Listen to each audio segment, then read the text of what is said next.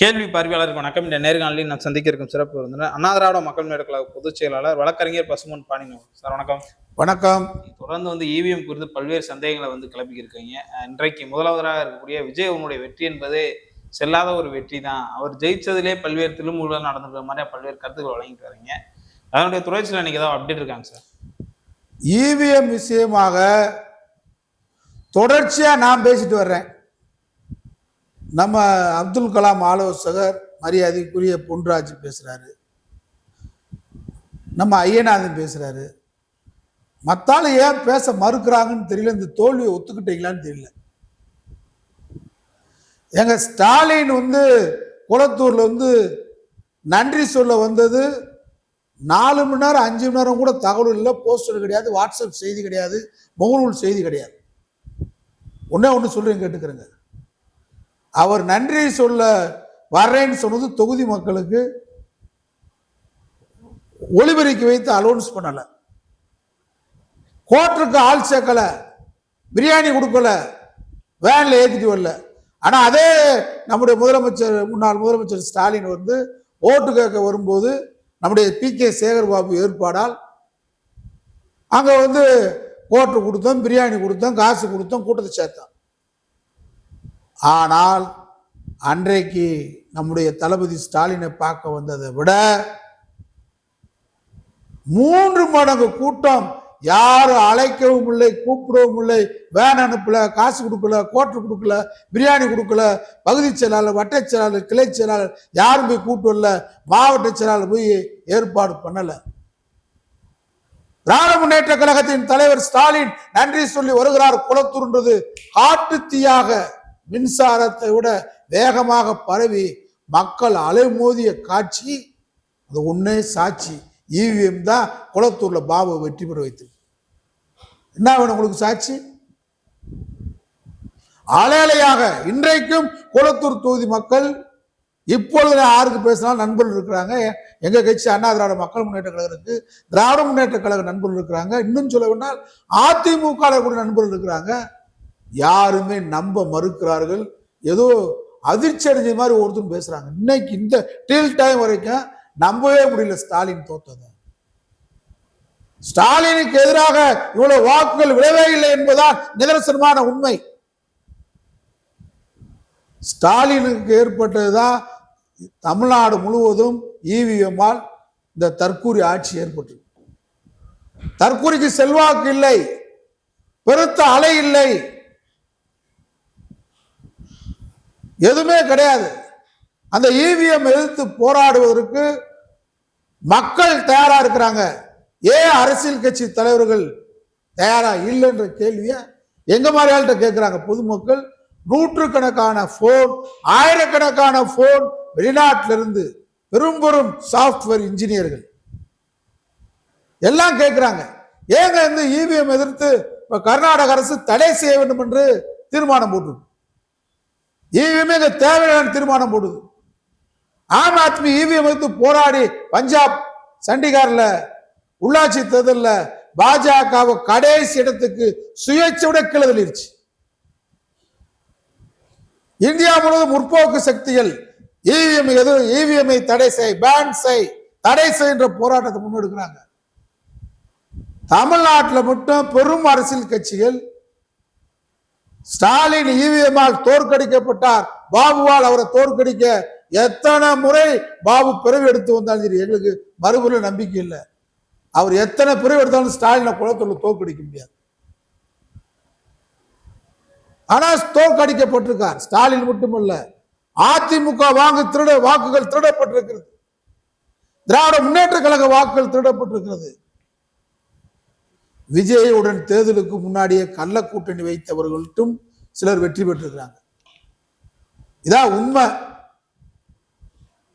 தைரியம் இருந்தா வழக்கு போடு.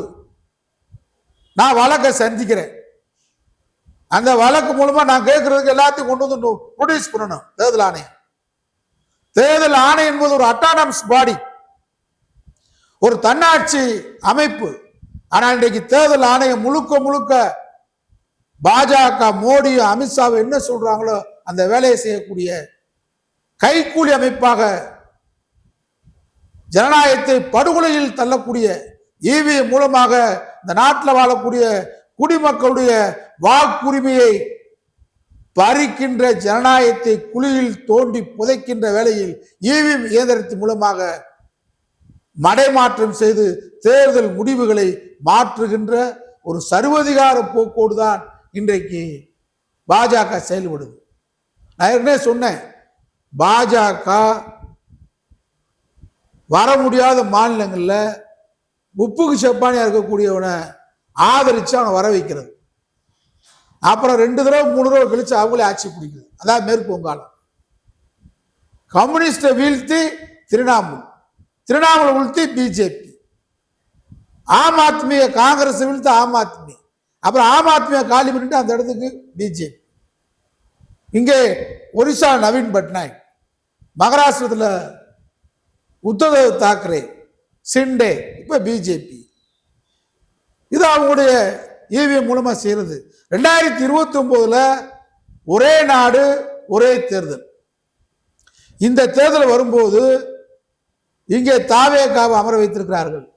கேரளாவில் பெரிய சந்தேகம் ஏற்பட்டுரும். தமிழ்நாட்டிலையும் மேற்கு வங்காளத்திலையும் நம்ம இந்த மாதிரி செய்யும்போது கேரளாலையும் செஞ்சா சந்தேகம் வந்துடும். அதனால் கேரளாவில் காங்கிரஸை வர வச்சுட்டு 2029 ஒரே நாடு ஒரே தேர்தல் வரும்போது நாடாளுமன்றத்துக்கு சட்டமன்றத்துக்கு ஒரு தேர்தல் நடத்தும் போது இந்தியா முழுவதும் இவிஎம் வைத்து மாநிலங்களிலும் ஒன்றியத்திலும் பாஜக இவிஎம்மால் ஆட்சி அதிகாரத்துக்கு அந்த அதிகாரத்தின் மூலமாக ஜனநாயகத்தை குழி தோண்டி புதைத்து அதிபர் ஆட்சியை கொண்டு வருவதுதான் RSS திட்டம். அதற்கு இவிஎம் பயன்படுது.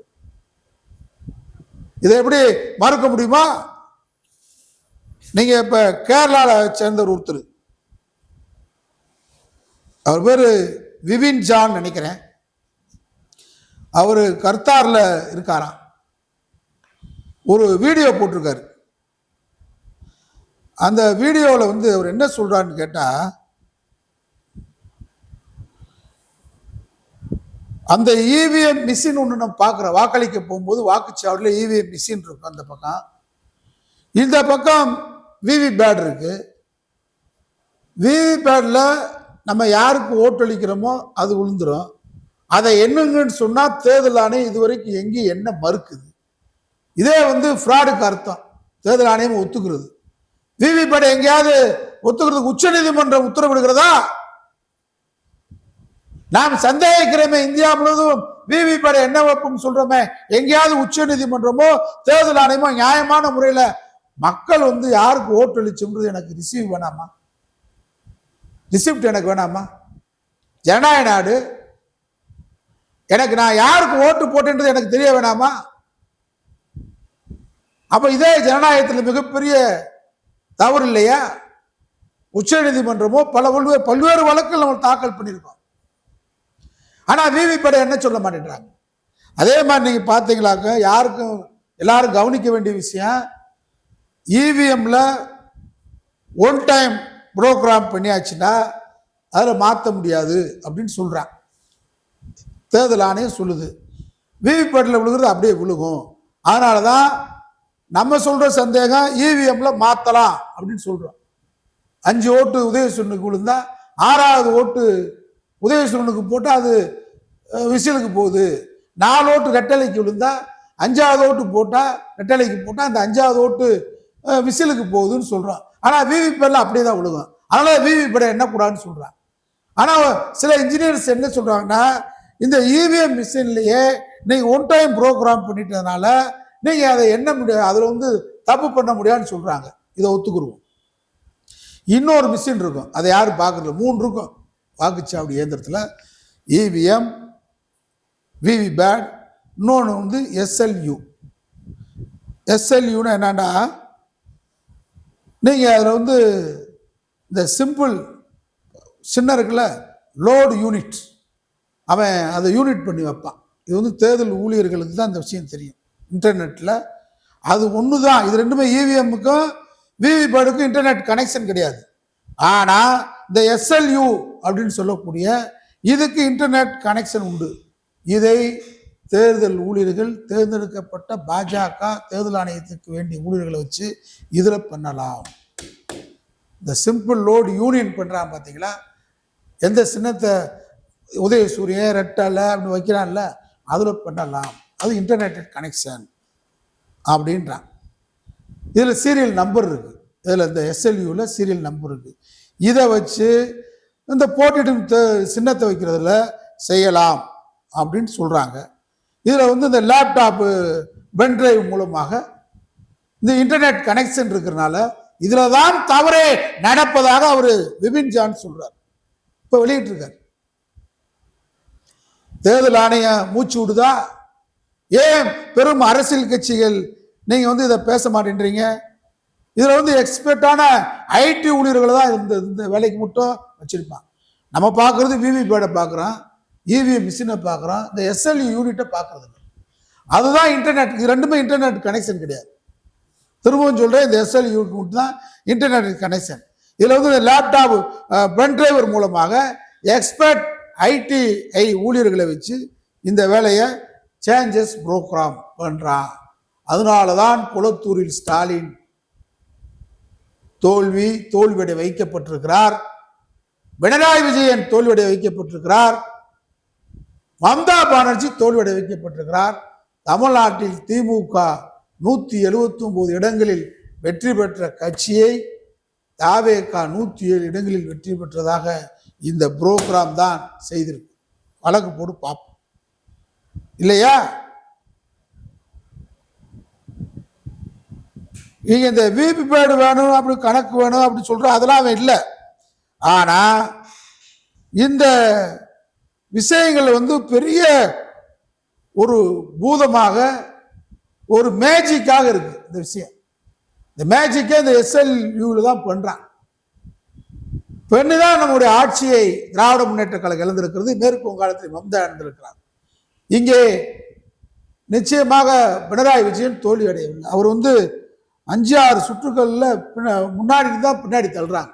இதெல்லாம் செட்டப் தான், இந்த இவிஎம் இயந்திரம் தான். அதனால இந்த இவிஎம் இயந்திரத்தை எதிர்த்து கடுமையான போராட்டத்தை தமிழகத்தில் முன்னெடுக்க வேண்டும். முன்னெடுக்க தவறினால் ஒன்று பிஜேபி ஆதரவு.